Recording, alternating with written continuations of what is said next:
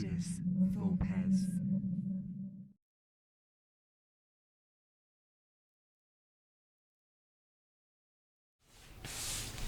Welcome to Ludus Vulpes. My name's Kirsty. I'm Phil. My name's Matt. From Board Game Pix. Check out his channel. Thanks, Phil. Today you join us as we run through our most anticipated games that are being released in 2022. Caveat, we hope being released in 2022. So we've just quickly run through how we've got our list, guys. Yes. How did you do yours, Phil?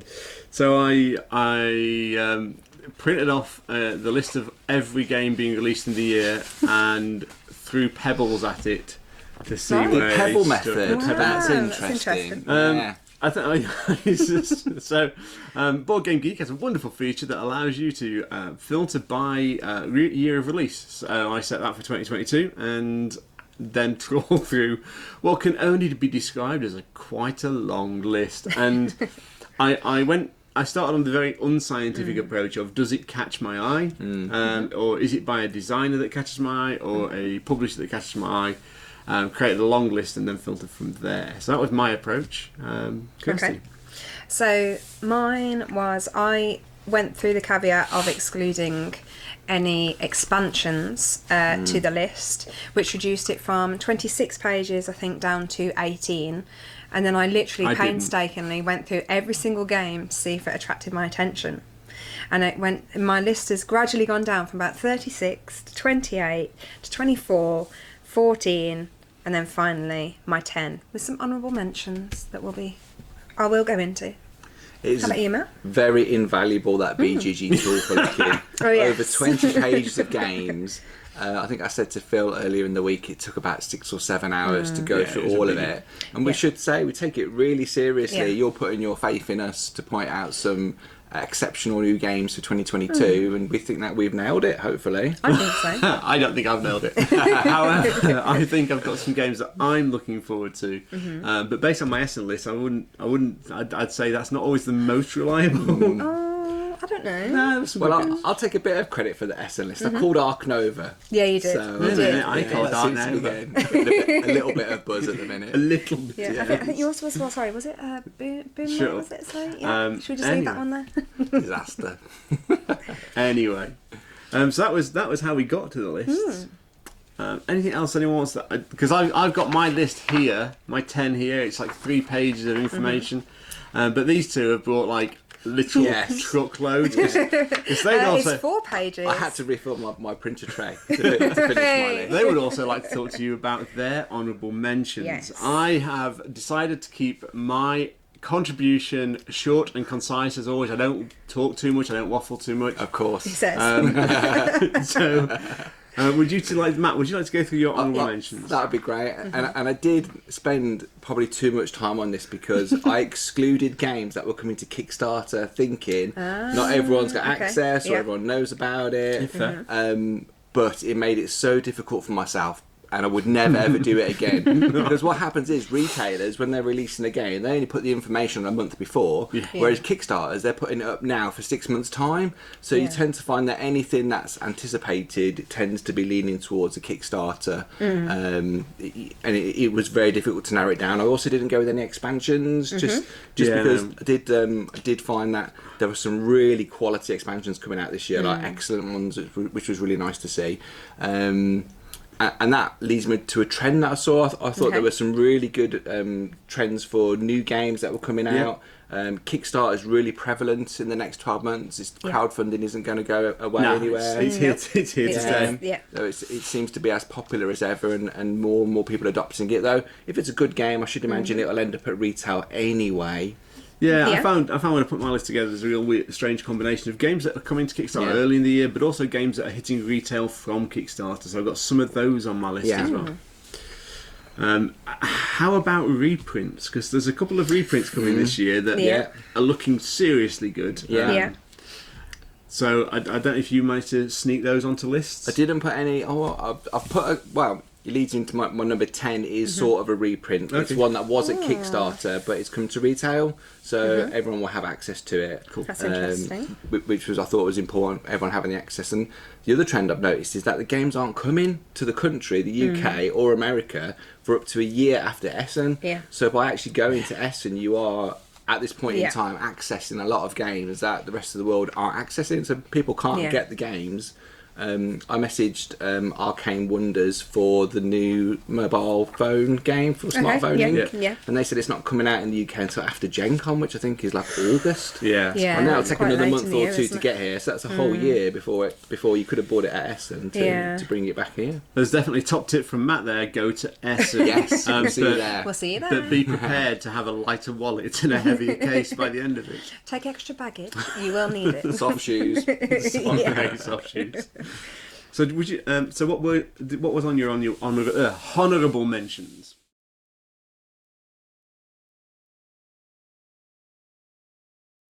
Do you want to go first, ladies? First. Okay, that's fine. Yep. Talking of reprints, so basically, Lagrange's was on my honourable mentions, basically because I'm trying to keep this list to new games as opposed to any reprints or redevelopments. I saw this one at Essen and I saw the prototype of it and it looked amazing, and there's nothing wrong with the game. I'm very excited about the game. I wanted to give new games a chance with this list.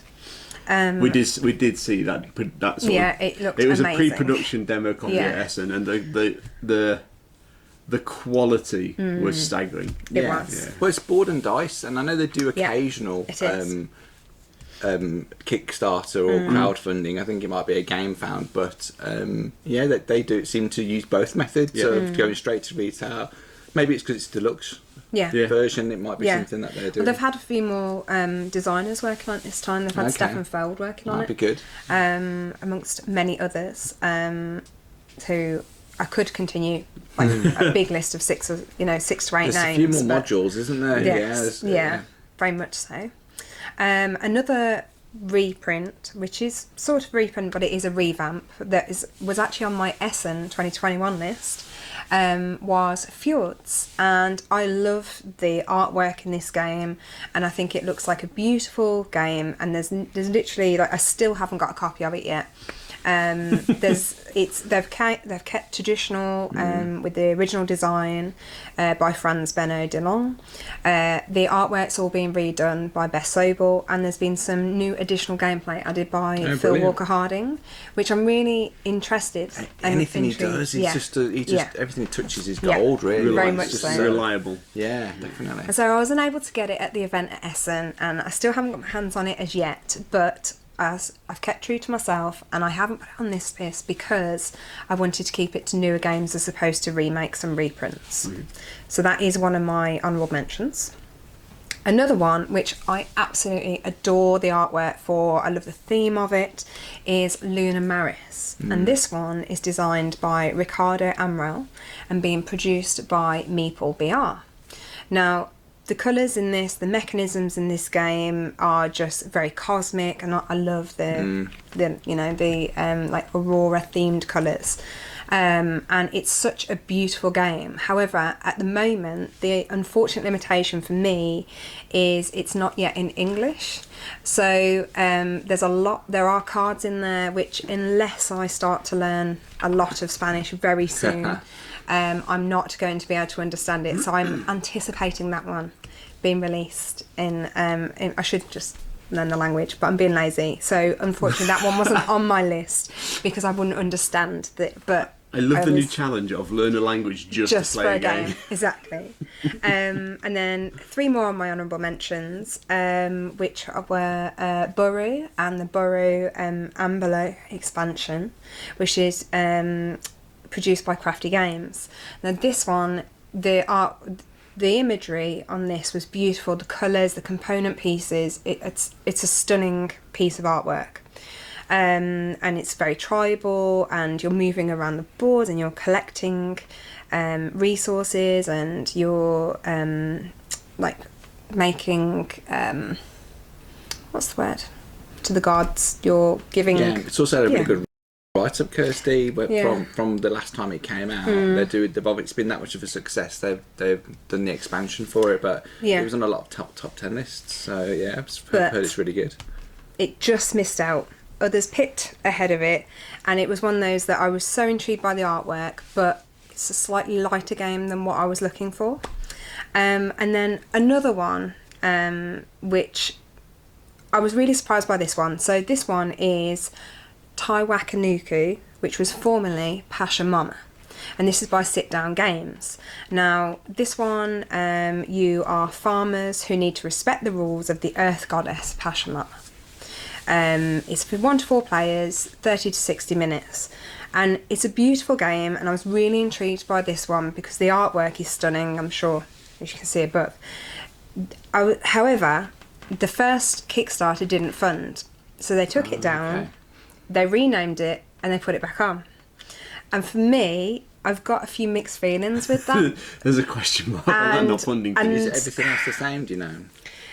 It looks very... There are changes that have taken place, slight game change plays, but even the artwork is exactly the same with just a different name on the box. I think it's worth just saying that we don't actually know the reasons the first we Kickstarter don't. didn't fund. No. It was taken down before Yeah. before the campaign ended, so there could be other reasons rather than it not going to fund. So Yeah, it's not... That's not my reason. It's beautiful, and some of the artwork was amazing, and I know that you should never judge a book by its cover, but some of the artwork and the imagery that is being shown at the moment, there were other games that just pipped ahead for me. And Yeah. because of that, it unfortunately didn't make my top 10. It was close, but no It was cigar. it was very close. Yes. And then the other one, which I've been really toying with whether this should make it, whether I should knock one of the others off or not, and that is Paint the Roses, which is by North Star Games. Now, anyone who's been keeping an eye on Kickstarter knows that that is being one that's just blown, Yeah. you it's know, popular, that was. really, really blown crazy out of proportion. Not quite like Dog Lovers, but, you know, Dog Park. Dog Park, sorry. And this is a Alice in Wonderland themed puzzly deduction game, and it's really, really thinky. And I was really toying with it whether it sits on, because it looks beautiful. The artwork is stunning, and it is a deduction game. So each player is playing to a particular rule, but nobody knows what the rules are. You have to try and guess them. Right, okay. And you're following different patterns, and honestly, it's really, I'm in an awe whether it should have gone on my list now. it sounds like Advanced Mastermind, to be fair. Yes, yeah, So- sort of, but very pretty artwork. But it looked really nice, and it's really, really thinky. But there was just something about it which I just thought, it's not going to make the list, but I'm probably more likely to pick up a copy anyway when it comes. Yeah. But Well, There- I think one or sometimes two. it's nice to get a review under your belt Yeah. and see what Yeah. other people think, and then Yeah. see if you want to spend your money. So that was my honourable mentions. Excellent. I've got a couple. Mm-hmm. One of the ones I was interested in letting everyone know about was a game called Tiletum. It's the new game by Simone Luciani and Daniel Tascini, who have done many, many Euro games together. I think, what's the game with the big wheel in the middle? Zolkin. They did Zolkin, Okay, I think. yeah. And maybe Marco Polo too. And this one's about merchants travelling across Europe. So classic Euro fare. But there's no image on Board Game Geek. Someone's taken the time to do a write-up. So I've tried to pick games where there's an image that we can show to everybody. Woodcraft is the new game coming from Vladimir Suki in 2022. Should be an Essen release. I follow them on social media. that'll be coming back with us. Yeah, they seem to be doing a really nice job, and I suspect it'll be a strong mechanism game. Our last two delicious games in Praga and The big Messina quality were of just Nice. really Yeah. great. Yeah. There's a big Kickstarter a few years ago for a game called Museum with Vincent Dutrait artwork. They're doing a big box version this year. And it's about putting artwork into your museum and curating, and we can trade pieces between ourselves. So I sounds thought nice. that looks really good. I didn't take the plunge last time, but I'm considering it this time. Okay. Also, Horseless Carriage by Splotter has already been announced. Okay, yeah. They don't do that many brand new games, so it'd be interesting to see what Horseless Carriage is about. And interestingly enough, nothing other than the title has been announced. Yeah, it's something to do with early automotive industry, and that's as much as we know, really. The forums are not happy that Splotter aren't releasing a rule book or some more about the game. Hint of artwork. I think there's a couple of months till it comes, but that's in the throes, I think. And the last one for me was Factory 42, which was on my list from last year. That was in your Essen list. Yeah. Is that the one with the components that degrade? No, it was the Marxist dwarfs. Oh yes, that's the one. That's the one. Everyone needs Marxist dwarfs in their life. And you're running a factory. The initial version that we were looking at last year, and there was a few component and graphic design issues. So they've actually launched a new Kickstarter tomorrow with upgraded components. It's had a lot of good feedback from the community. So I think that's a game fan project if anyone's interested in backing that. Are you backing it, Matt? Or are you going to wait? I may do a little cheeky back on that one. So we'll see. But yeah, those are my honourable mentions. Nice. So you're getting a lot of games today, for sure. So, do we want to go into our top 10s? I think we do. Okay.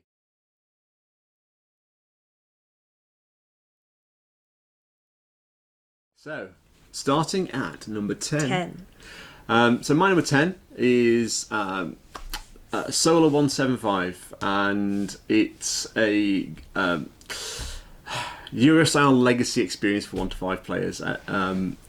It's a dystopian sci-fi, and you'll see sci-fi being a common theme throughout my list. There's a lot of sci-fi happening at the moment. For those of you who like sci-fi, there's a lot of good sci-fi games coming out this year. So this one has worker placement. It has different worker types that can complete different worker and action spaces, so that's always interesting. And it claims to have an innovative scoring system depending on how players have interacted with the game during gameplay.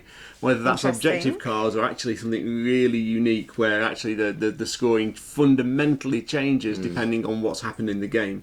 That could, in my head, and this is why it sits at number 10, because in my head, ultimately, you've got either that could be great and that could produce some really exciting games where you have enough visibility of what's going to be happening in the future to understand what the scoring mechanisms are going to be at the end of the game, or it could just be a hot mess. How do you work out what you're playing towards? Exactly. So how do you? What strategy do you? Yeah. Can you set a win condition? Can you start to understand what victory means in the game, where the scoring changes depending on what's happened in the game? And there's a lot of questions there. And for me, it was really interesting, that idea of I really like. So I like Raiders of the North Sea, where you've got different workers doing different things. Yeah. Sorry, go on. Sorry, I just triggered Kirsty. You think that's a good thing? I think it's a good thing. But that idea of having, and there's a few other games that do it, but having workers that are different workers for different workspaces and managing those as part of a resource management experience, I think is fantastic. So, Solar 175, due to come out this year. For me, it looks interesting, but it also could be a bottomless pit of disaster. So, fingers crossed it works out, and that involved and unusual scoring mechanism is something that we really want to see and like to see more of. So fingers crossed on that one. That's my number 10, Solar 175. It's getting a lot of buzz on social media at the moment. I think it's only a few days away from launching potentially. So it's something to look out for. Very much committed. Yeah.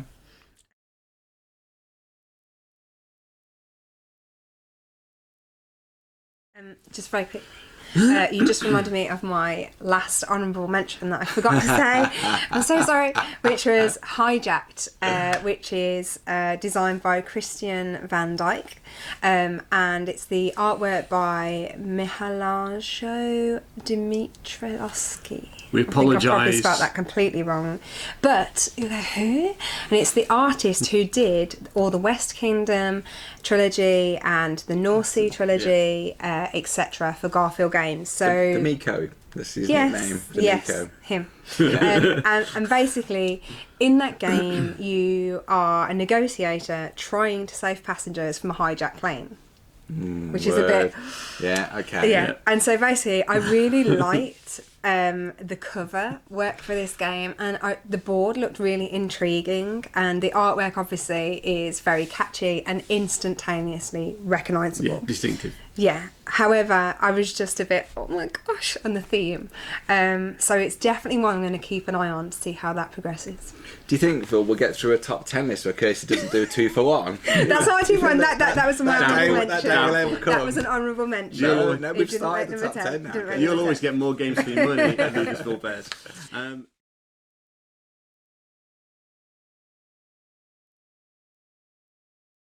Kirsty, you're number 10. Shall I do my number 10? Yeah, that'd be lovely. Okay, so my number 10, it comes from Bazite Games, and it is Connecting Flights.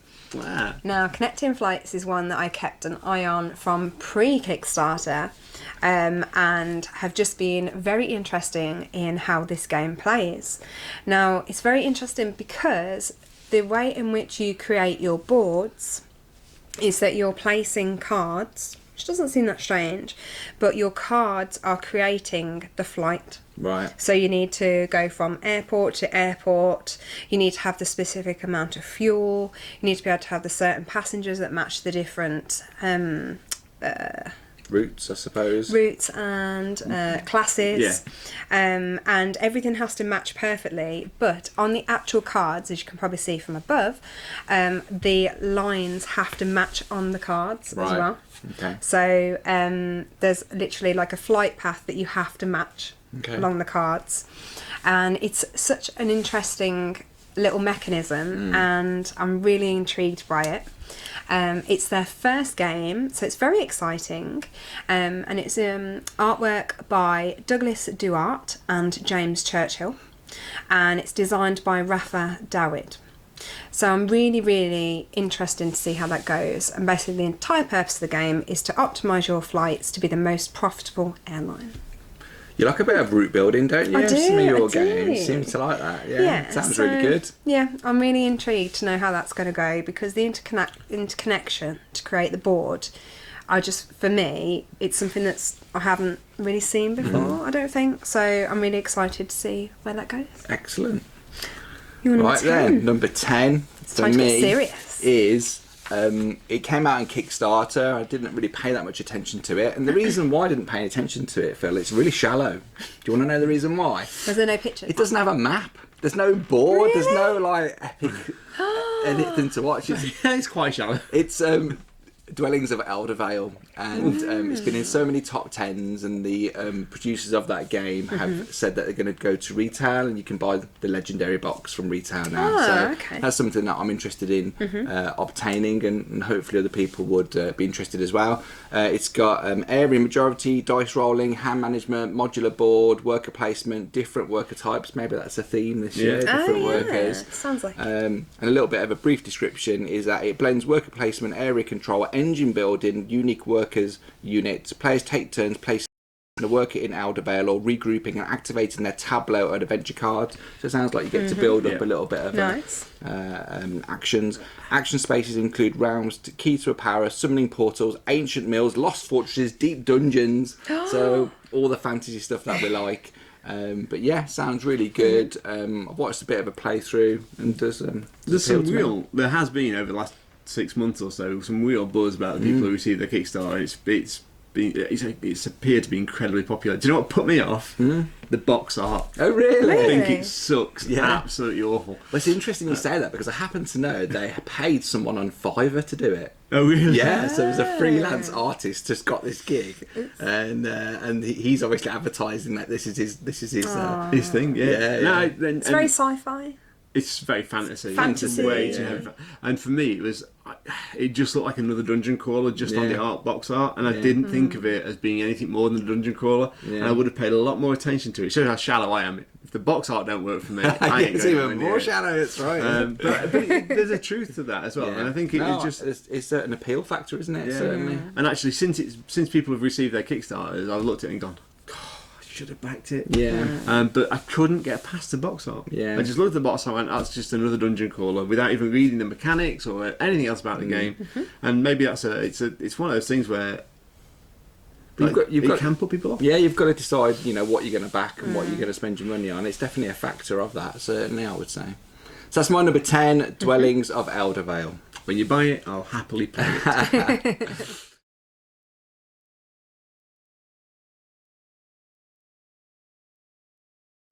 Okay, so we're moving on to our number 9. Nice. 999. Okay, so here goes my opportunity to massacre and butcher pronunciations.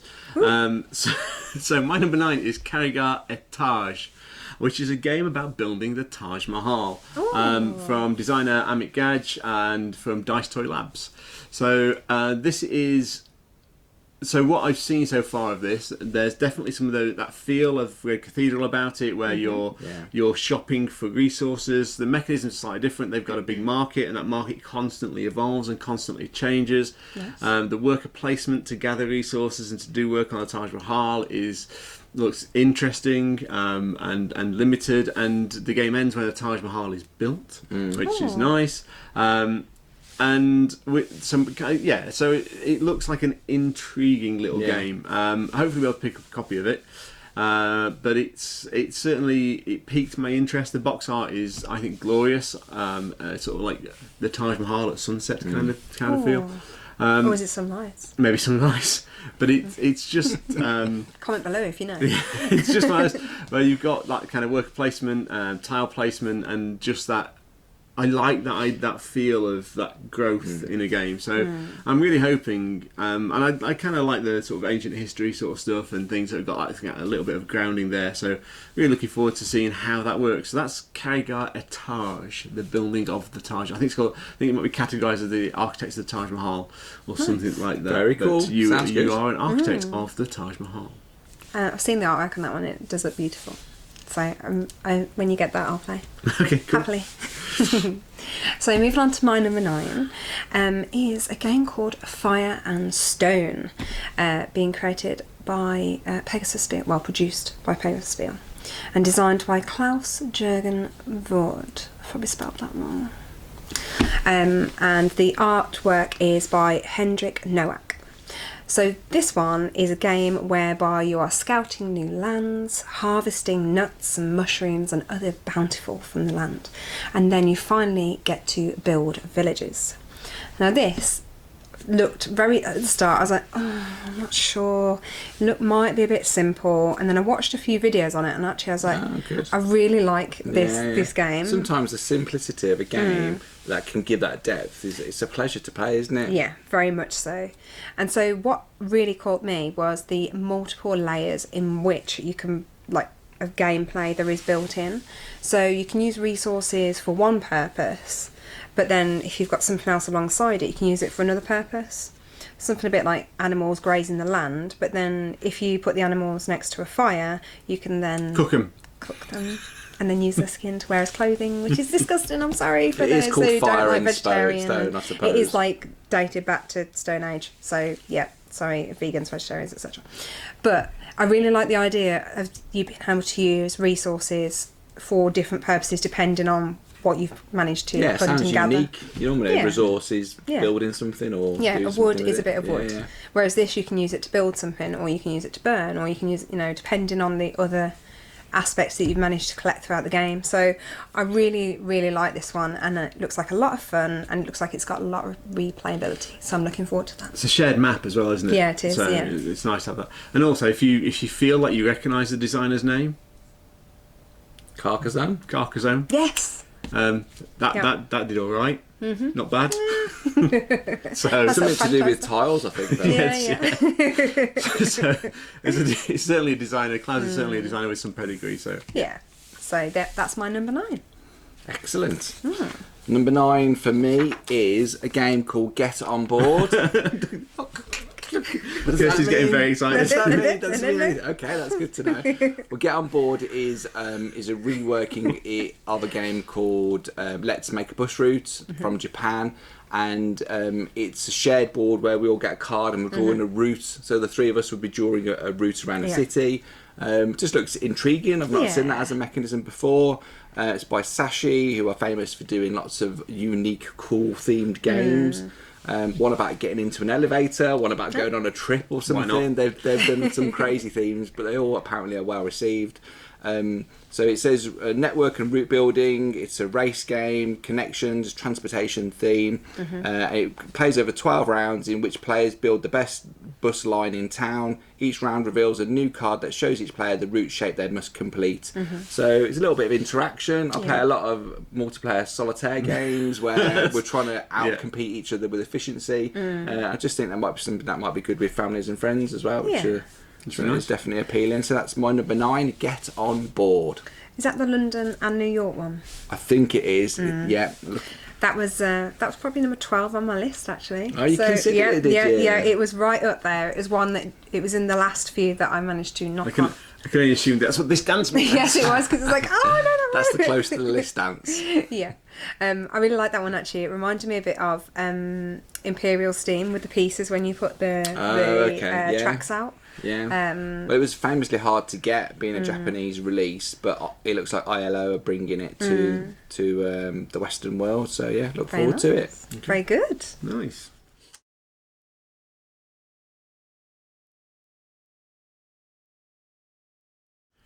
So. Oh, it must be me. On to number 8. Okay, my number 8 has some absolutely staggeringly beautiful artwork by Ian O'Toole, which probably comes as absolutely no surprise. And also another a game with a theme that I think is becoming more and more prevalent, which is I've got this sinister voice coming in from this side, which I mean to suspect it's on somebody else's list. Pampero, about moving Uruguay's power network over to renewables, and particularly wind, capturing the hot, dry wind blowing off the ocean. Beautiful. Yeah, so the designer, Julien Pombo, and the game is, it looks like you got some hand management stuff there, some tableau building, some resource management, some action cards that you're going to be playing to sort of generate generate actions from your. They look like they sit within a tableau as you're playing them. I'm not going to say similar to Art Nova, but it's got that kind of feel of you got action cards just in front of you, and you've got some highlights a little bit above it. And it just, I mean, it looked beautiful for starters. The box art by Ian O'Toole, I think, is absolutely, it just looks genuinely glorious and very abstract, and you know, wind farms looking beautiful. That's a matter of opinion, and you can see it how you want. But also quite like the idea of like it's loosely based in the real world as Uruguay tries to move away from sort of fossil fuels onto renewables, and that sort of eco credentials seem to be quite thematic at the moment. There seems to be there were a number of games going through the list where that kind of eco elements, and even Art Nova's got its elements of that sort of conservation project. That kind of thing seems to be becoming much more prevalent now and much more in the public consciousness. So yeah, Pampero, my number 8. Very nice. Took all my restraint not to put that on the list this time. It looks absolutely fantastic. It's coming to crowdfunding, so I kept it off my list, which I will not be doing again in future years. It's that hard dodging games Just coming to Kickstarter. So all mine are straight to retail, but it does look magnificent. I think it's going to be a runaway hit, that film. I think it could be. Kirsty, what's your number 8? So my number 8 is called Astrum, and it's designed by Ivan Tversky, and it's produced by Cosmodrome Games. Now, obviously, we discussed Luna Maris earlier because I love all the colours. This one is just stunning. It's so pretty. Basically, it's an amazing abstract game with breathtaking art and super easy to learn gameplay. And it's just beautiful colours and patterns, which had me just literally hooked. Like, I think I saw it and I was like, right, that's going on my list before I even looked at how it actually worked. I don't know if you can see it from above, the colours, it's very dark, but then got these really bright, like neon colours on. What you're doing is you're connecting, I haven't completely got the grasp of the game yet, but there are clear pieces of perspex, which are like Tetris pieces, and we all know the Tetris game, that you are using in this game. So many games use artwork and then cover it with Tetris pieces, whereas this one, you still get to see the beautiful artwork of the board as you cover. Very nice. I don't think there's a game that I know which has clear perspex Tetris pieces. I'm not sure if it's perspex, but it look that sort of vibe from the imagery. I'm trying to think of anything that uses perspex in a game. So. That sort of... Maglev Metro's got a few perspex, I believe. And that's a pick up and deliver. You might like that one, Kirsty. Root building. Yeah, no, it's nice to see something different. And the designer, Kirsty's excellent. Yeah. He's done smartphoning, he's done mobile markets, he's done Aquatica. So he's got a real pedigree of producing good games. What I like about this one as well is some of my games on the list are quite heavier games and longer games. This is about a 35 to 40 minute game, and it plays 1 to 4 players. So it's smaller, but the gameplay is smaller because of it. So I think it's going to be one of those nice lightweights between heavier ones. Just nice little, you know. But it's nice to see refresher. designers mixing it up and taking chances, isn't it? Yeah, very much they're not so. always going to hit. I think people like Phil Walker Harding and who's the guy that does Edge of Darkness? Oh, John Declare. Yeah, they'll try and push a few boundaries and do different things. So yeah, it's nice to see new unique themes coming out as well. Exactly. So yes, that's my number 8. Matt, what was it called? Astrum. Right, I'll make a note of that. That's great. My number 8 is a game called San Francisco. It's by Dr. Rainer Knizia. It's a city building and train game. The mechanisms are connections, end game bonuses, open drafting, and tile placement. Open drafting, is that like from a market, do you think? Yeah, it will be. So it'll be from everyone's got access rather to than blind draft, Yeah, okay. I like that. Do you think it'll be bidding or something? I don't. Wow, end game bonuses, open drafting, tile placement. I don't know. I'm not really into bidding games. You know, it has to be done really well for me to do bidding. It just impacts your game so much. In this game, though, it says you're an urban planner whose goal is to create the greatest redevelopment of the famous city of California. Design districts in each of the 5 types, racing against all other planners. Choose the right moment to take on new projects, but be careful. If you take on too many projects, it'll be harder to gain more. Earn more prestige by cleverly designing a system of cable car connections, lay foundations, and carefully design a nearby landscape. So it's a good design. It's an interesting theme. I had the pleasure of going to California a few years ago, so it's nice. Yeah, it's just a really appealed to me. I did go to San Fran. Yeah, it's beautiful. Yeah, it's nice. So fingers crossed, it's a hit. He's got a few games coming out this year. I saw, but this was. I don't know if the My City Roll on the Right is by Rainer Knizia, but that's coming out this year as well, which nearly made my list because I really enjoyed My City. My City's great. Yeah, I've heard that's excellent. Anyway, that's my number 8 by Rainer Knizia. It's called San Francisco. Lovely. In fairness, he has multiple games coming out every year. Yeah. If a year doesn't contain at least 3 Rainer Knizia games, something's gone wrong. We'll have to send a search party check on him. Yeah, what's happened to him? Okay, so on to number 7.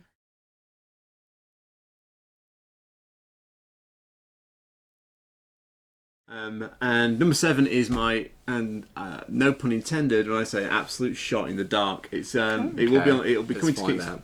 It will be coming to Kickstarter this year. Frozen Frontier. It's the idea that the Earth's population has reached an insurmountable number. We've had to leave through newly established wormholes and discover a new planet, but the planet's a bit crap. Frozen, but we're still going to have to work it, and we're going to have to work it hard to survive. This has got every mechanic under the sun.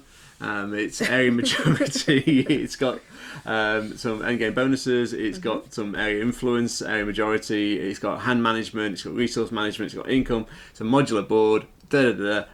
Actually, you can find almost no imagery about the game. Oh, really? And it sits in my absolute wheelhouse for sci-fi. I love science fiction games.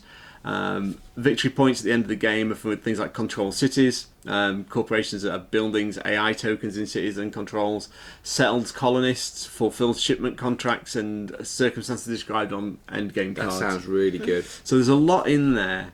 Sounds heavy. It does sound heavy. Playtime is up to 180 minutes, so by my reckoning that's 3 hours, which actually is probably about 4.5 in reality. Yeah. And whenever I see like a 3 hour player count on Board Game Geek, I'm like, it's going to have to be very good to invest that time.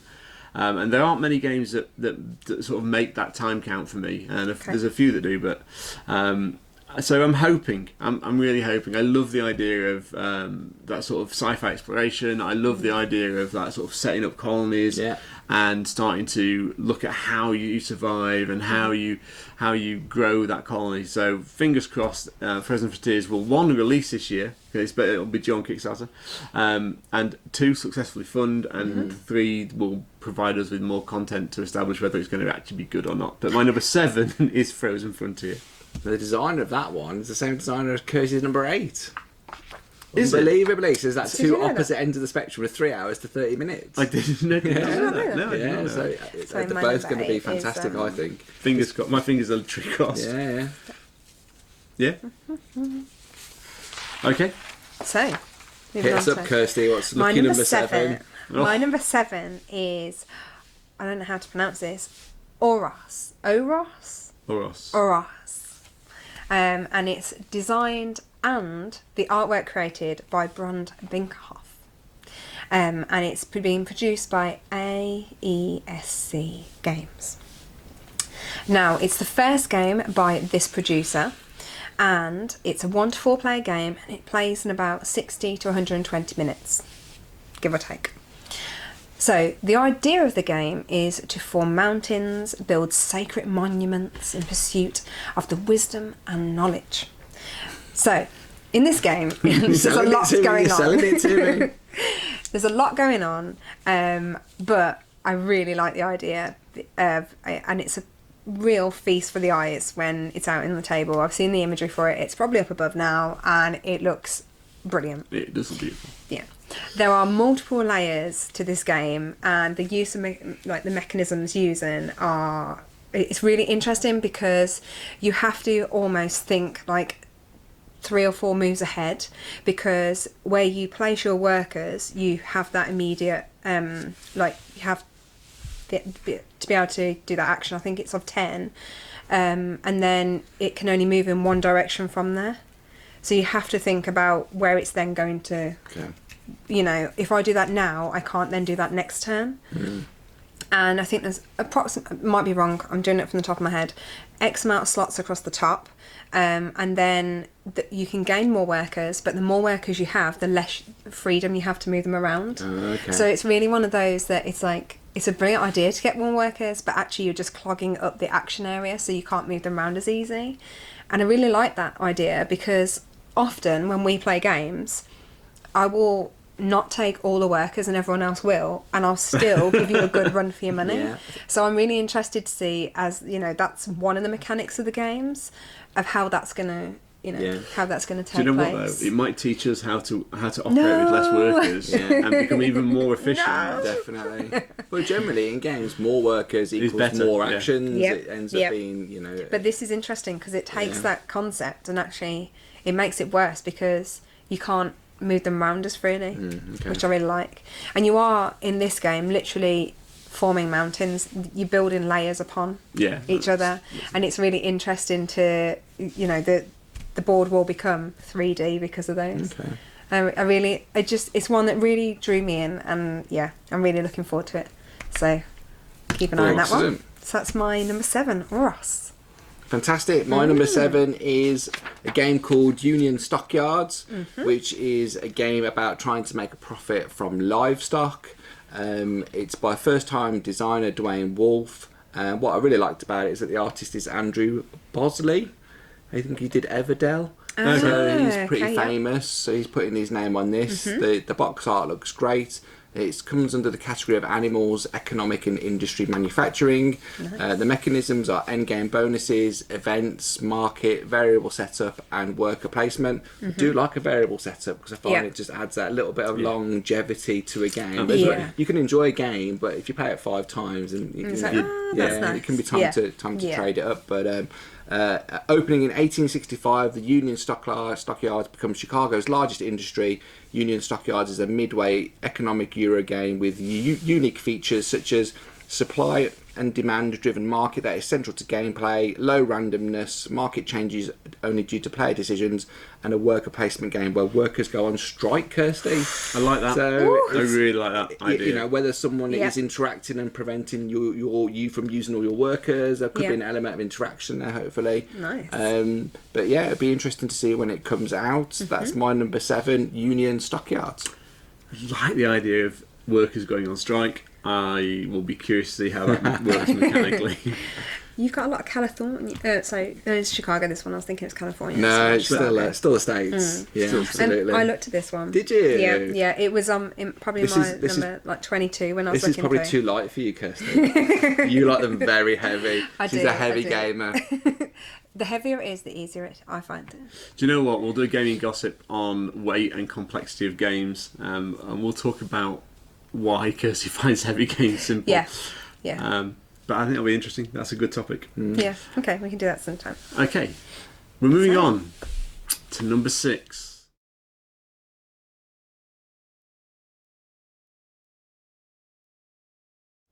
And my number 6 taps into that age-old element of glory, and we're going to Rome. It's the Age of Rome. It's a game by 2 new designers. I'm not going to pronounce your names. I think you should try. Thank you. Vangelis Ethenimou and Antonius Yiannopoulos. Anyway, I apologise. Pronunciations, no thanks, not my strong point. But it's so. What really appealed to me in this one was it's a bit of a city builder. So you've got some city building elements to it. You've got 4 phase interaction. You've got 4 phases within each turn. You've got player interaction built in, hardwired into the game. So it's not just multiplayer solitaire, which I'm not always a big fan of. 60-minute playtime. Wow. Ooh. And that's interesting. Yeah, it is. Because actually, if you can get a sort of heavier game, or not like you're never going to get a heavier feel. Thank you, Matt. A heavier feel to a game that can still play in 60 minutes and give you that real satisfaction. That's a great games night game. And I'm always on the lookout for a really great games night game. The only thing that worried me with this one is that it has a mechanic that I often dread in games. Kirsty loves. I'm not sure what Matt's opinion is. It has event cards, and I don't love them. I like to think about them when I'm producing my games as to whether they would fix or break the game. Event cards always break games. Well, maybe if everyone got to see the event deck before you kicked off in the game, that might help a little bit. But I take your points entirely. Yeah. But anyway, so that's the only thing that worried me about the game when I was looking at it. It's like actually 60 minutes, city building, some majority stuff in there, some resource management stuff in there. I love area majority. It's one of my favourite point scoring mechanics in games. Just then, so event cards, I was like, oh, do you need them? I think it still made it to number 6 after all that as well. Oh, come on. If it can give you a great city building game with some good area majority, some good resource management stuff in there, and it can actually play in 60 minutes. And I know on my last game I was like 180 minutes, right? It's going to be another 4 hours. But sometimes you have to be hopeful, people. And I am hopeful that Age of Rome by 2 new designers is going to deliver that 60-minute city builder, and I'll be a happy man if he does. Hail Caesar, Phil. Kirsty, take it away. I did look at Age of Rome actually. Did you? That was on my It was in my top 30 before I had a little call. I can't believe we've not had a crossover yet. Not to yet. be honest, we've done well so far. So, shall I move on to my number 6? Yeah. I believe there may be a crossover.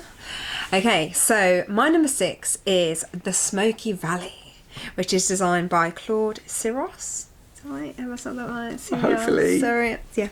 The artwork is by Harold Leask, and it's produced by Spielworks. And the idea of Smoky Valley is to upgrade industries in Griffintown to develop the business, because it is a Griffin town.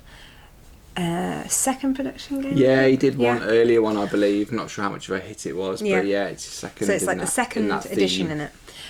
Now, when I went to Essen, I met the guys from Spielworks when I was collecting my little circling square wheel, which I absolutely love, and it was a good one to have on the list because it's a brilliant game. Nice flex. Yes, yep. So it's for 2 to 4 players with multiple boards and cards that interact with the different player board. So you play a card, and when that card goes onto your board, and it affects where you're playing on the board, if that makes sense. So I am really looking forward to this one because I haven't played a bad Spielworks game yet. And yeah, reading all the details about it, when we got the leaflet about it last year, this was going to be on my list anyway. So yeah, very cool. Yeah, this was my number 6. So I'm very excited and looking forward to playing that one day.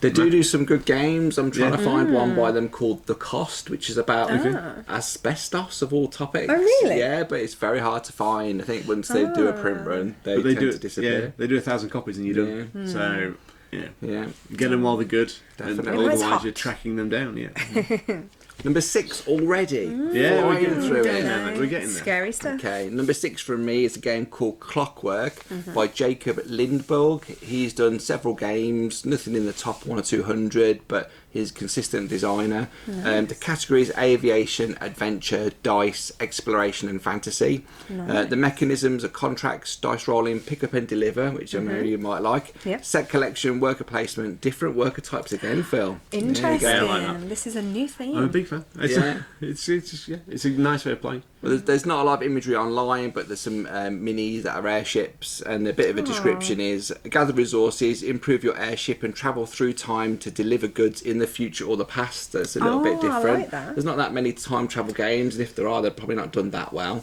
Anachrony is the only one I can think of that seems to have a good reputation. Yeah, Anachrony's got a good reputation, but I'm not sure. Time travel's hard in the game because the game state moves forward, and theoretically to time travel you need to reset the game state. To go backwards. I suppose you're tracking it as well, aren't you? That's tricky. Yeah. Well, the final bit is it's a resource management, worker placement, pick up and deliver game set in a futuristic steampunk universe. I do like a bit of steampunk. Do you know what? I love steampunk. Yeah, it's a bit underutilised, I think. Players will turn by turn place their influence on the inner board to activate actions, middle board to gain momentum, or on the outer board to deliver goods. So it sounds like there's a little bit of balancing to do in the game. I like that. It's a careful game of strategy or risky tactics depending on your preferred style of play. In the end, players win by achieving challenges or completing time-travelling jobs. The player with the most victory points is the winner. I like that. I don't think That's I've never heard That's that new. victory condition before. Really? Victory Never. points? No. I'll have to show you some Do you wanna games with explain? it in. Yeah, I'll introduce you to your collection, shall I? So it's a little bit different, a bit of time travelling. That's my number 6, a game called Nice. Clockwork. Nice. The artwork for that one's quite nice, isn't it? Does look good. Steampunky feel to it. Okay. 5. Halfway.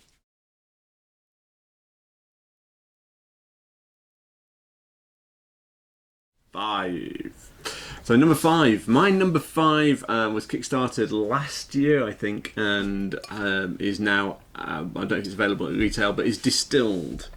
A game about getting drunk on spirits. So I'm absolutely loving it. Cheers. I love the theme. I think it's fun. It's an interesting theme. I like the idea of creating the best spirits and like shipping it out to customers. That's a really nice way. Midweight complexity, which probably means it's going to be a nice, straightforward play. There's going to be some resource management in there, some set collection. You are basically trying to become a master distiller and create the best spirits around the table that your customers will love. 2-hour playtime looks really nice. And the artwork is absolutely glorious for it. Slightly cartoony feel, but in a really sort of nice way. And it looks like, for me, it looks like a game that is going to be a nice dedicated gaming group game. Like you've got a group of people who play regularly, and it's a game you can put down and that you can be competitive about without being obnoxious about it on a casual games night. So yeah, Distilled I thought looks absolutely fantastic. You are upgrading your resources, upgrading your distillery, and that kind of upgraded, that engine building upgraded piece is always nice. Feeling more powerful as you progress through games. A real nice feel, a real nice vibe to it. And like I say, I really like the theme. So I feel like Distilled is a game I'll be looking for this year to pick up. and hopefully it will live up to my expectations at least. If not, you can just go and drown your sorrows. Yeah, on the spirits I've made. Cool, sounds Right. good. I saw this one, but I'm not much of a drinker, so I think I just like skip past it.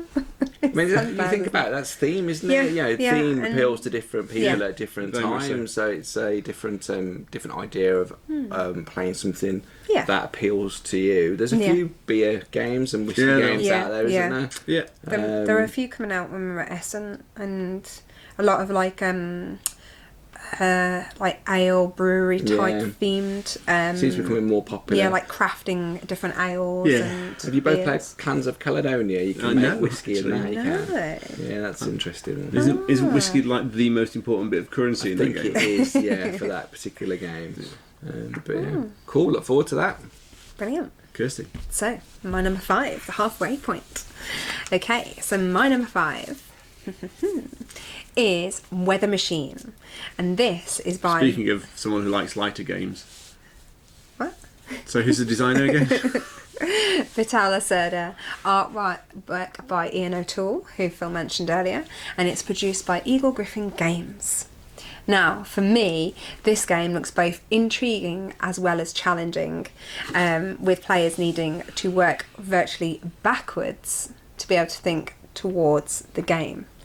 So there's so many different aspects of the game that you're needing to consider, because you are effectively creating the weather and you need all the different parts, and you need to be working that part of the board and that part of the board, but before doing that part of the board you need to this and then that one and this, and it's one that you really need to it's probably going to blow my mind and not be able to. I'll probably be like, oh my god, why is this on my list, why have I brought this? But it's very much one I was really intrigued by it. And Have you got any other Vital Lacerda games? We have Escape Plan is just behind this this screen. Yeah. Also, On Mars is on its way. Yeah. Winging its way towards us. Yeah. So There's definitely a heavy strategy theme in those, and there's a big teach, but I've heard they're really good, very satisfying. Lisboa is his most famous one, which I've heard is a real good one. But no, I can't wait for you to teach me this one. Yeah, very much so. I can't wait for Kirsty to teach me this one either. I like the artwork as well in this one. Yeah. Because I think it's kind of oldie worldy, but it's got a vibe. I can't quite antique-y. Eagle Griffin Games seems to have clicked onto the fact that we like nice art and we Yeah. like good Yeah. mechanics, and if you can combine the two, they've just got this formula that every Kickstarter that Vital does, they do a good job with the artwork. Yeah, I I think- think it's really interesting if you think about your game, the one with the Ian O'Toole artwork, Pompero. Pompero. Like that was really like fresh and like bright and colourful, and this one's obviously quite antique-y and kind of like sepia over its tones, but they're still by the same guy. Yeah, It just seems like it very much go with the theme. a very talented artist is Mr. O'Toole. I think it's like Lacerda games, like they are complex, but once you've got one of them down, they play pretty well. But yeah, they are notoriously challenging games to play. But actually, I don't think they're that bad once you've learnt them. So No. it's often the way. Matt, you're number 5. Number 5 for me is a game called Revive. And you mentioned earlier about post-apocalyptic worlds and getting resources and civilizations getting back on their feet. This game is civilization, industry, manufacturing, deck construction, and tech trees, which seem to be functional. Love a good tech tree. Yeah, definitely. Variable player powers. What drew me to this one is that it's got 4 designers. One I know, which is Christian Osby. Okay. So let me give you the list of games Christian Osby has done. He's done Santa Maria. Okay, good game. He's done Escape Curse the Temple, which me and my wife like. Trousers to So Karma, much fun. which we like. The Magnificent, which the 3 of us really like. Yeah, Automania, which I played a couple of weeks ago, is still really great. And Capital Lux. Yeah. So what a That's a roster of cracking game, games. Capital Lux is fantastic. Mr. Svensson. Yeah. Ellis Svensson. Yeah, love to see him. He is co-designer on obviously the games you just mentioned. Yeah. He's also Chili Fox Games. Oh, gotcha. Okay, that's good to know. Yeah. So yeah.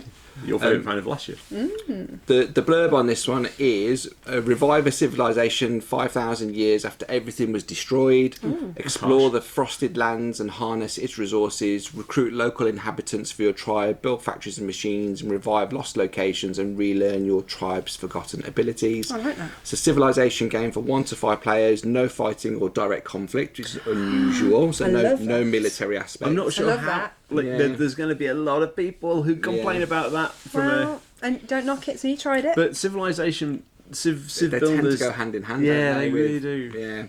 Yeah. Each player plays one of 6 unique tribes with their own abilities, technologies and goals. The game has quick rounds, but lots of possible strategies. Each player builds their own deck of multi-use cards, which I really like the sound I like of. So that. just to be able to say that I'll put this deck together and that's the strategy you're going to follow, because every game tends to be a bit more different then. That's nice. On your turn, you play 2 cards. Each card can be played in one of several slots around your player board, either to produce resources or to use the citizen's special ability. You can upgrade and customise each of your slots to improve the effect of cards played there. So the fact that we know who those 2 designers are, there's also Helge Messiner, Anna Wormlund, Bioporter Games, who've got sterling reputation. Yeah. Just really excited. You're building factories, harnessing the power of terrains, advancing your technologies. Nice. Just, you know what, number 5 is too low. Should have put it up higher. Why is it not higher? Yeah. So That's my number 5, a game called Revive. I sounds really good. really missed that one somehow. Well, there's only one image, and it's not the best image about it. So That could be you'd it. have to Early have days. to dig deep. Yeah. Okay, Good game.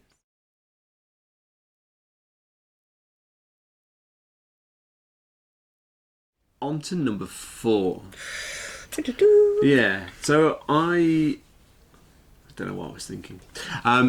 I do, actually, that's a lie. This will be interesting then. My number 4 is a hidden movement game, Okay. which for me can be a bit hit and miss sometimes. When they're good, they're really Is that like fun. battleships? No, similar actually. Yeah, hidden movement games. The battleships are moving in the hidden movement game. Kirsty's not played a hidden movement game yet. Right, okay, We will resolve that at some point soon. This is a hidden movement game, and when they're good, I really enjoy them. Spectre Ops, I think, is absolutely fantastic. I don't know if you've played that. No. That's a great example of a good hidden movement game. Okay. This one is Kale Walla, The Tale of the Sampo. That sounds good. Yeah. So the people who've got no idea what I'm talking about, which is lovely, because I didn't at first. And what I quite liked about this was, so it's the setting is Finnish, so it's set in Finnish mythology, which I think is interesting and maybe a setting that's not been used very often in games. The Sampo is, if you read the blurb, is the sort of inspiration almost for the One Ring in Lord of the Rings, that idea of like so this is the idea that you're moving this thing called the Sampo and trying to get it to a destination where other people are hunting you and seeking you. I think it's a team game. It does say plays 1 to 6, and I'm not sure how a 1-player hidden movement game works, but that we'll have to wait and see. Do you blindfold yourself and put a pin in the map and then take it from there? Like a solo mode. Maybe it does. You'd hope that's what it was. But yeah, I really like a good hidden movement game. The artwork on this you'll see it up here somewhere, is really breathtaking. The board kind of plays, it's a vertical board, which you're sticking things to. And yeah, it genuinely looks fascinating. I love the setting. I don't know much about Finnish mythology, but it's one of those where it's nice to see something new and something slightly different. So, Kale Walla, The Tale of the Sampo, hidden movement game about getting a thing to its the Sampo to its destination, variable powers, variable player powers, and yeah, I'm kind of looking forward to seeing how it plays. But it really caught my attention. Fantastic. Sounds really good, and I'm very much looking forward to trying this new game style. Hidden movement. Yeah. Haven't done that Actually, yet. if neither of you've played hidden movement, we need to do a hidden movement game at some point. I don't know if I own any hidden movement games. Do you have any? Not at the moment, but It's not a common mechanism, really, is it? it's not. I mean, I can think of the games I've played. So, Fury of Dracula, That's probably the most famous Yeah, one. Spectre Ops, which is fantastic. There's Nuns on the Run, which I've not played. There's the Jack the Ripper game. I can't remember what it's called. Wouldn't Star Wars Rebellion be hidden movement? Maybe I think there's some hidden elements of hidden possibly. movement. But yeah, like they are. There's not that many of them out there, and when they are good, with the right group, they're often a lot of fun. Okay. So if we don't get invited, we're no one done it. We are the right group, Phil, obviously. Absolutely. Absolutely. Thanks for completing that. Okay, so we'll go on to my number 4. And my number 4 is Mosaic, A Story of Civilization. Now, this is designed by Glenn Drover and produced by Forbidden Games.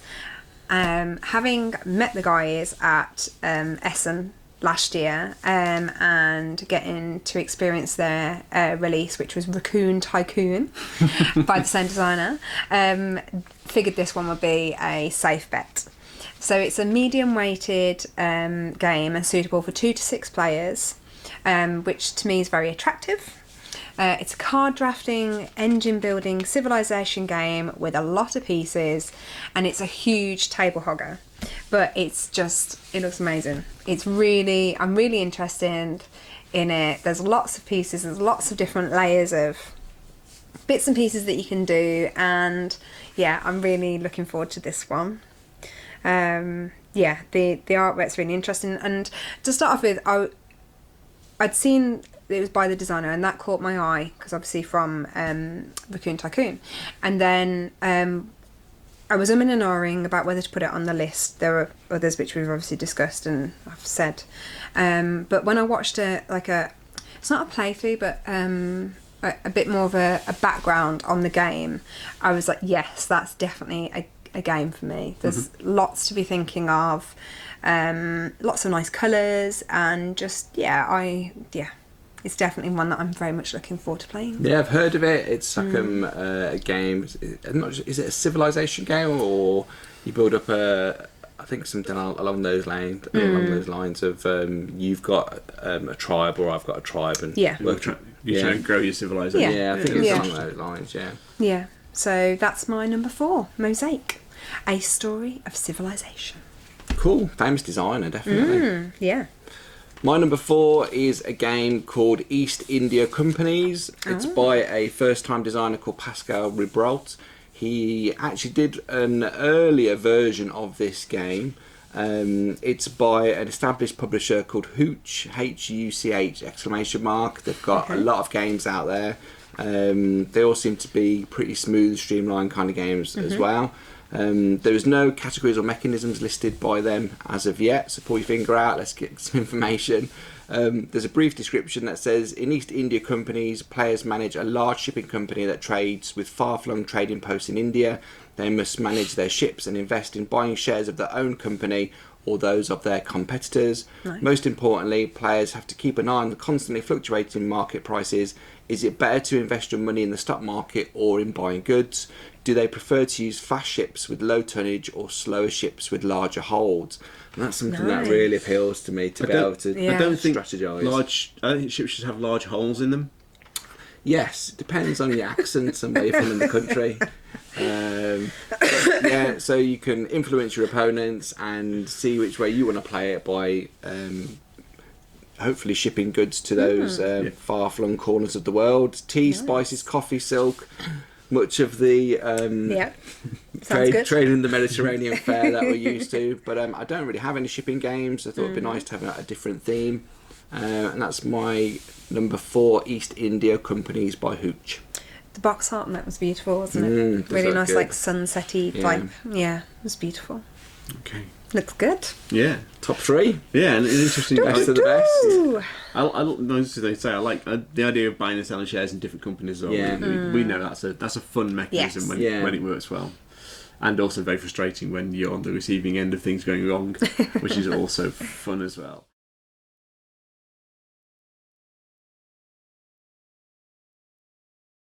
My number 3 just finished on Kickstarter, actually. Just finished. Like about 2 days ago, maybe 3 days ago from when we're filming this. And my number 3 is Ostia. the building of the Roman harbour. Obviously. It's obviously. I've seen a documentary about Ostia. It's very exciting. It wasn't about the game, oddly. It was Really? actually about the harbour being built. Terrible. It has a hexagonal harbour, so it's in essence designed for games. Obviously. So it's not similar. It's another trading in the Mediterranean, I guess. Yeah. You're moving trade goods, you're selling trade goods, you're growing your harbour city, you're building your harbour city.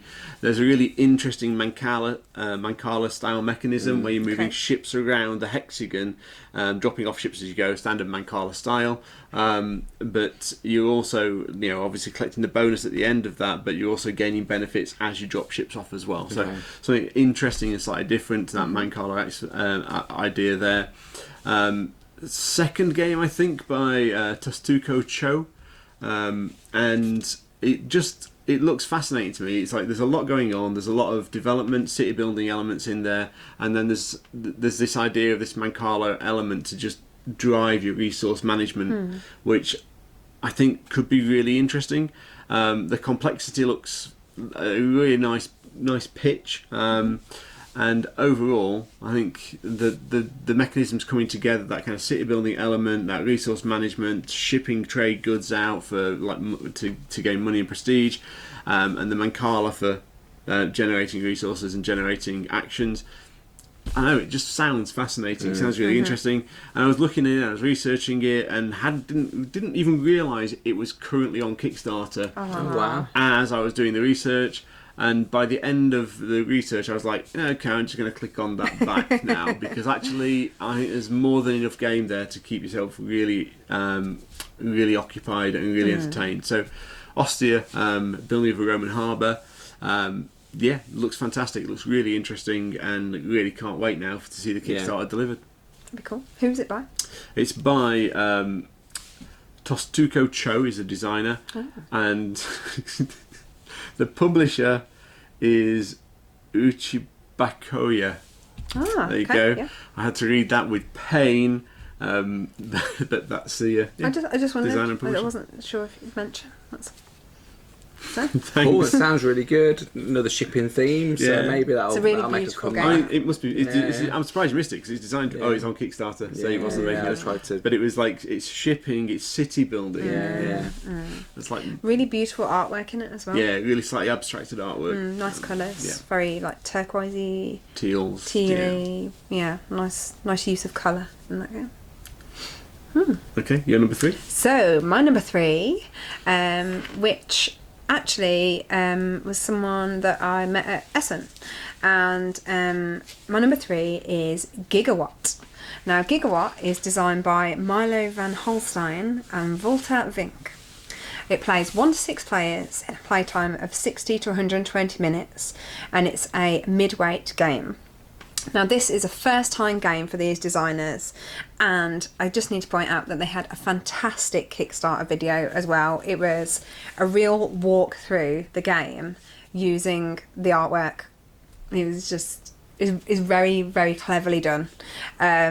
You were kind of going through the different abstract ways in which you play the game. So it was on the table when you were there. You got to see it all. Yeah, Oh, it got looked, to see. it Yeah, looked fantastic. yeah. Really nice. The that's prototype that was out looked amazing. This one again was another. It's another trying to reduce climate change, and it's basically you're fighting climate change, and you are changing from obviously the pollutants and trying to use other forms, so like solar. It's similar to a pair of fossil to renewable. To be fair, I think there were probably 4 themed games around climate change and changing of fuels for games, and there was another one. I won't name it, but I was umming and ahhing between it, and the other one had a mechanism whereby you stack cubes of like damage. Oh. Yeah, you you stack cubes of damage, and when the damage topples, it's a climate change event type type esque, and I thought, well, actually, that's not really gameplay. That's someone who could just badly place it to mess it up for the next. And because of that mechanic in the game, it just went straight off. It wasn't even a choice. And Gigawatt has remained there, and it's there's a lot to take in. It's a big board. It's all over like Europe, and you are basically using all different mechanisms, but it's very, very thematic, and it's very aesthetically pleasing, as well as being very challenging. Is it Power Grid-esque, would you say? No. Like building I haven't routes? played. No. Haven't played Although that. yes, there's an element of route building there. But what's really interesting in Gigawatt is the player interaction is really interestingly managed. So if I've got customer demands of needing more power, I can buy that power off you. That's good. So there's a real interesting element of interaction, and if you can't provide power, your reputation goes down. And like the renewables are often not as effective as the fossil fuel. So every time you transfer to a renewable and drop a fossil fuel off, you often might need to buy fuel from. Really interesting. Well, that's good because it plays up to 6. It says so that would be interesting if you can get that interaction going between 6 players. Very that much could be really good. And a really nice use of colour throughout the game as well. Yeah, which I thought was really appealing. It's got a cool name as well, Gigawatt. Gigawatt, definitely. So good luck to them. Yeah, that's my number 3. Cool, sounds like a good one. Number 3 for me is a game called Autobahn. Autobahn is a game about building the German motorway system over 3 periods from the end of World War II. So that's the theme. It's a unique theme, I'll give it that. The category is economic, industrial, manufacturing and transportation. Mechanisms are hand management, network and route building, pick up and deliver, and tech trees again, which seems to be the fashionable thing. I like this one because Fabiola Piano and Nestore Mangone are the designers. Fabiola Piano's done Merv, he's done Calimara, Ragusa and Zapotec, and Nestore Mangone has done Newton, which is excellent. I like that one. Masters of Renaissance, Humboldt's Great Voyage and Expo 1906, so some really quality titles. It's also coming from Alicat Games, which is a UK publisher. They seem to be hitting their stride. They did Martin Wallace's Tinner's Trail, I think, last year as well, so it's nice to see them doing well. Over the course of the game, your board members will eventually advance to more prestigious seats within the Bundes Autobahn building, which will instead provide victory points at the end of the game. Plan ahead, optimise your efficiency, which I really love. Each contribution you make builds your reputation, gains access to new departments and scoring opportunities. The cards in your hand allows you to take actions of one of the 7 main Autobahns. So card for action seems to be a bit of a theme that's developing across games at the minute, and you know, these things come and go in and out of fashion. If someone loves a mechanism, then I'm sure they'll take advantage. But definitely, it just seems like a solid team, solid production, and looking forward to my number 3, which is Autobahn. That one had a really nice cover as well, didn't it? It was like nice bright colours. Laying tarmac. Exciting things. But it doesn't look like that on the box. You know what, Matt? Go on. When you've laid that that tarmac, my number 2 will get on there and drive. Excellent.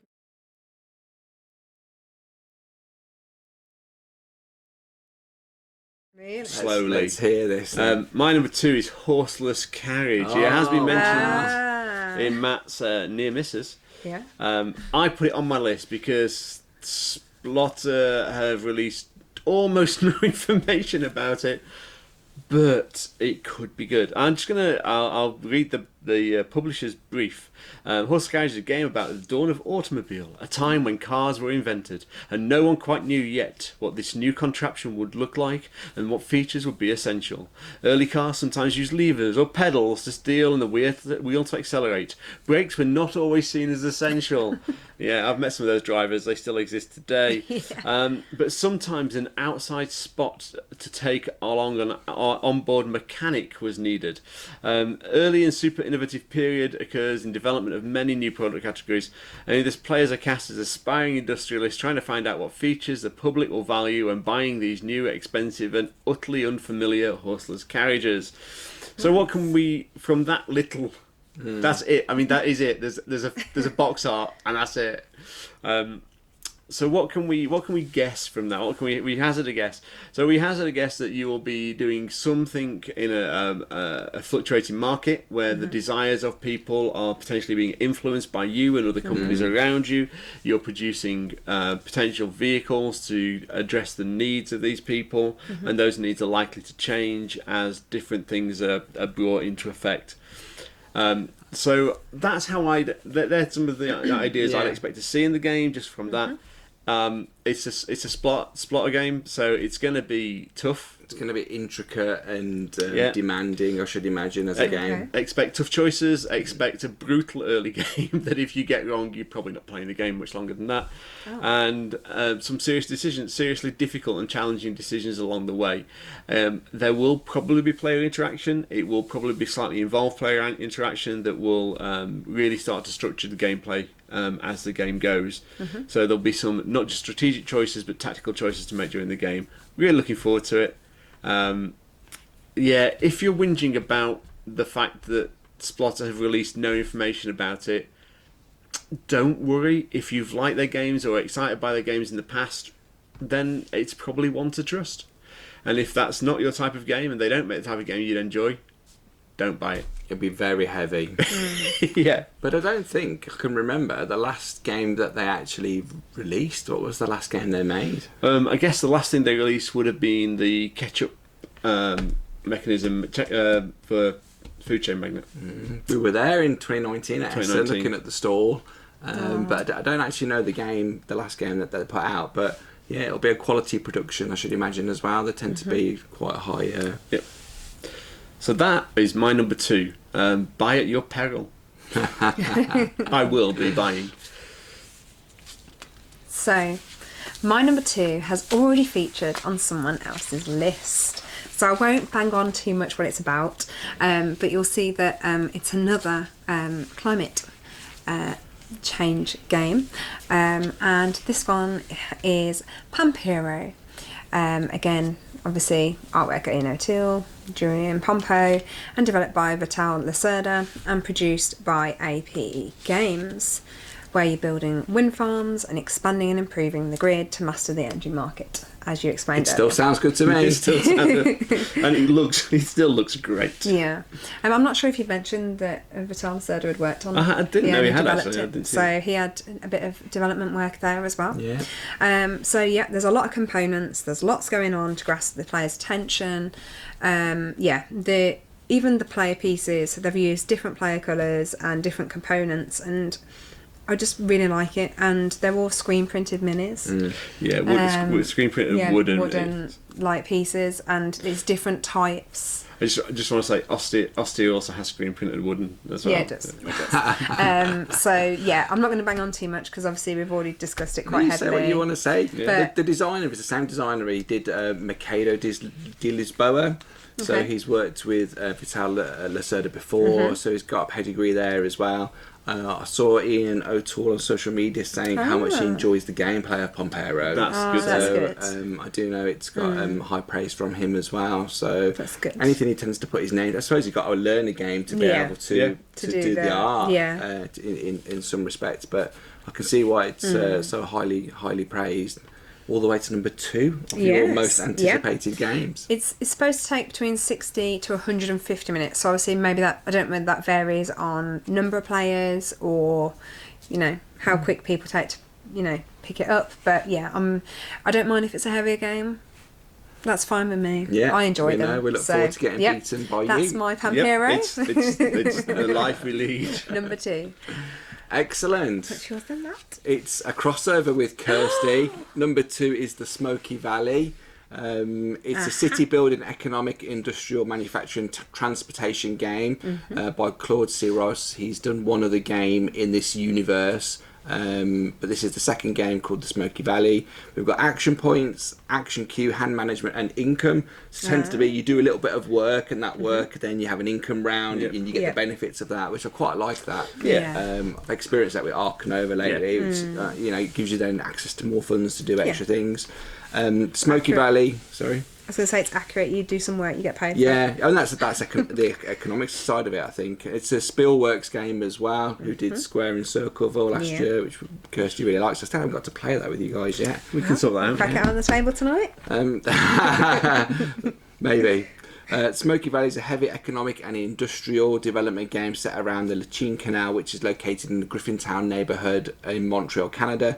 In the Smoky Valley, you're an investor during the 19th century, contributing to the standing of Griffintown as a key industrial area of North America by building and upgrading industries, producing and transforming goods and shipping goods abroad. I've watched one playthrough of this. That's all I could find. Really? Yeah, so it looks like the publisher either didn't select very many people, but the lady said that though she was asked to do it, it was all digitally done on TTS. Okay. Got to see During what the COVID, mechanisms were. Yeah, so it did look really good. I'm happy to say that 2 days ago it actually arrived as a pre-order. So we're getting that on the table soon. So we get to have a go at one of our most anticipated games. That's exciting. Yeah, I mean, talk about that. You only talk about it and 2 minutes later, is there? I mean, that is delivery. That's how all of these games work. Next. So that's my number 2. We will let you know how it plays, maybe get it to the table. Yeah. Yes. The Smoky Valley by Spielworks. One thing just before we go on to our number ones, I'd just like to say I've decided, based on all the different locations of the games, I think we should, when we get the games, we should go to the place and play them. We're going to have a great great year this year. That sounds great. Don't you think? Like California, Chicago.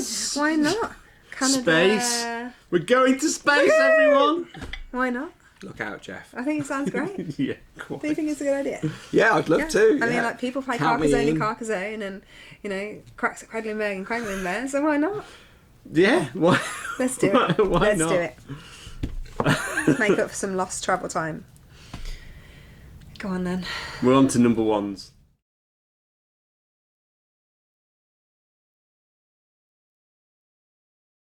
Dun, dun, dun. My most anticipated game of the year. I'm bracing, Phil. I'm bracing. I'm going to space again. Are you? Are you? There's Are you taking us definitely with you? a sci-fi theme throughout your list this year. Yeah. I'm going to space. I'm going to space on the Starship Exodus. I am going to be a human hybrid.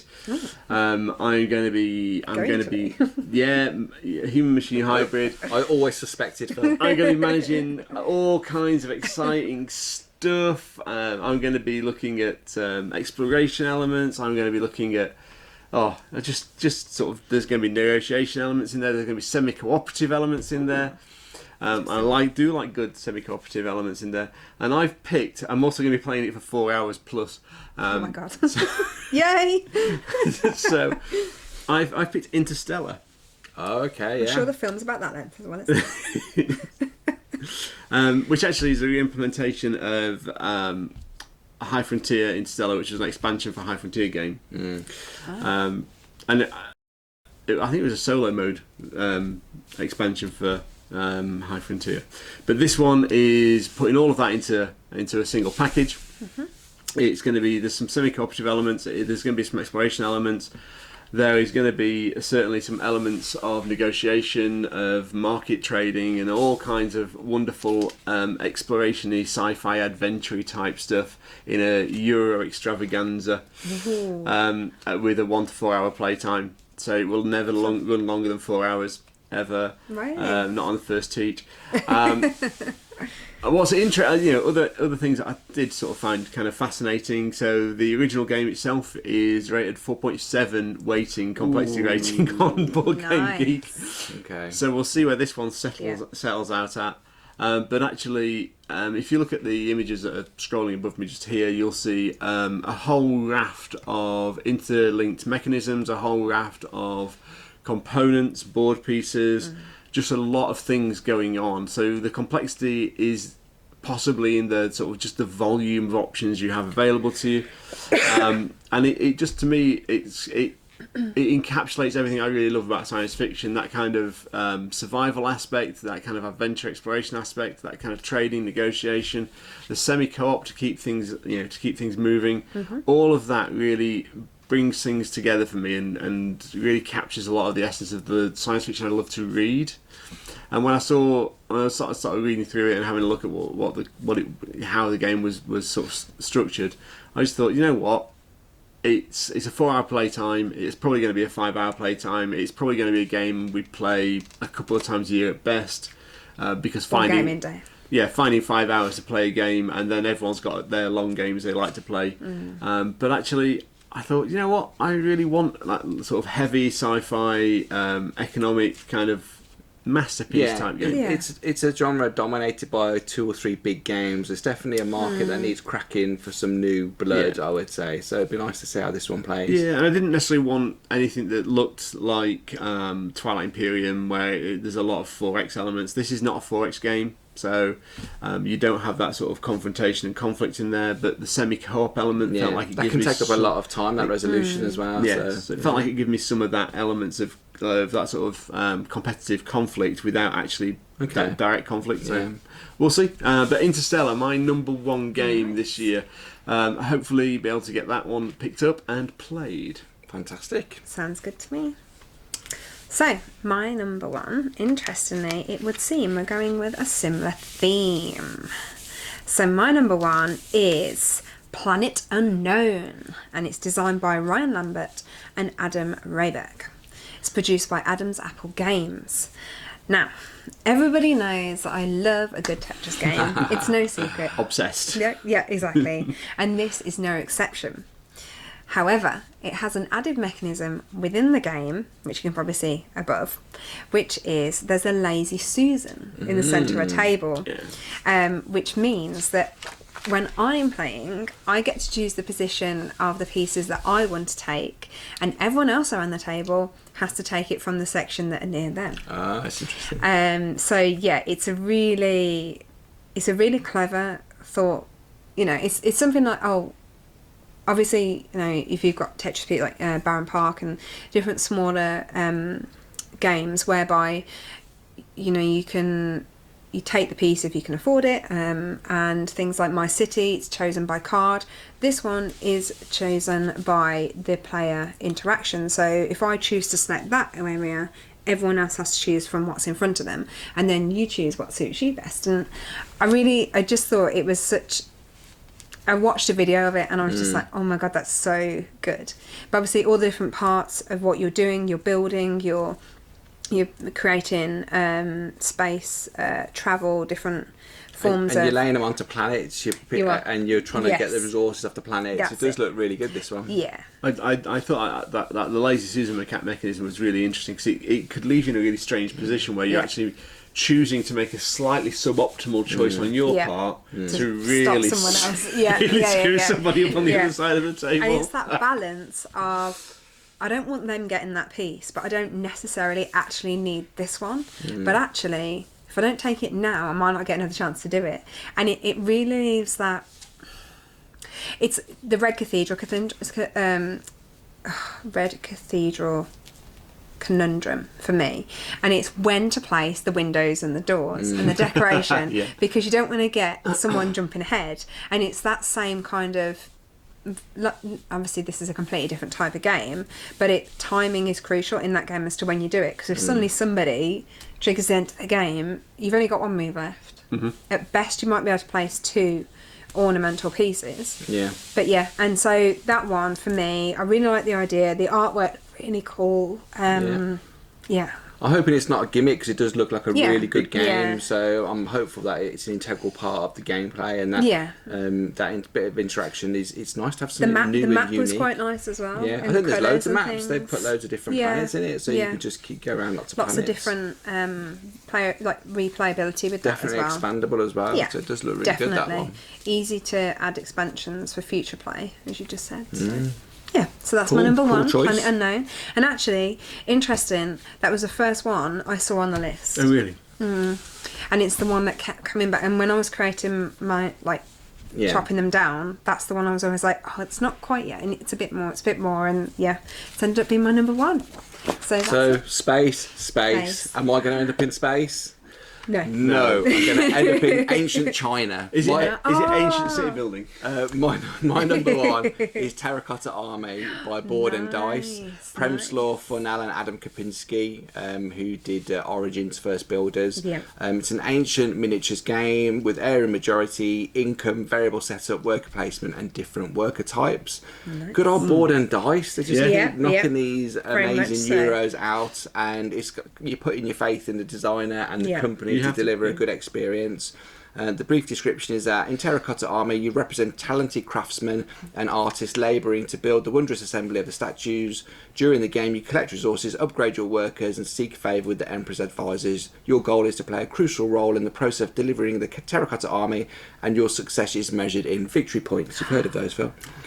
During the game, you and your fellow builders build the army together, so it's semi-cooperative. Nice, I like that. But after the 5th round, the game is over, and only one of you with the most points stand at the winner. So, with the majority, you've got to have certain types of statues in certain areas to get the points. Nice. And maybe you can dominate an area versus other players. I really got into area majority from Coffee Traders. I thought that was absolutely fantastic design.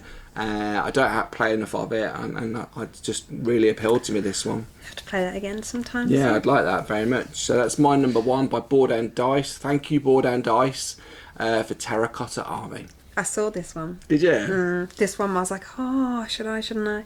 And I was like, oh. I really liked the idea of it. I'm not quite sure why it didn't make it onto the list. But yes, it's a very good one. Looking good.